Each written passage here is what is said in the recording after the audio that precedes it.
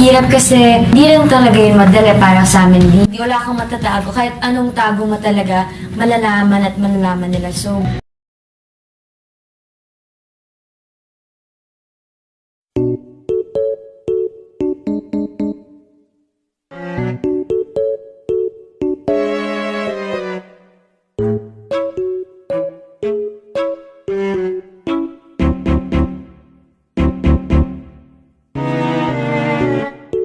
natin.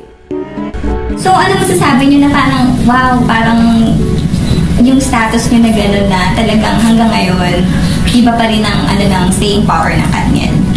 yun yung pinakamahirap kasi yung kung paano yung sustain, kung ano yung nangyayari. Yun yung di rin talaga yun madali para sa amin ni DJ. So, kailangan conscious effort namin yun na kailangan may binibigay kang iba, every project, makikita nila na nag-grow ka rin. Tapos yung meron silang reason to stay sa fandom na to. So bigyan mo sila na hindi kami magsistay na to kung wala rin talaga yung mga fans. Sila yung hanggang ngayon hindi talaga sumusuko. Kaya naman talaga yung sa 5 taon, andito pa rin kami. Sila yung dahilan nun. Pero di guys think na may sikreto yung may formula or may secret yung kung paano masustain yung inyong... Siguro yung formula naman is yung bond na nakikita dun sa Love Team mismo. I think kasi ako, kung ako man, isa akong fan. Gusto ko ng Love Team na mapapanood ko na sabay nag-grow.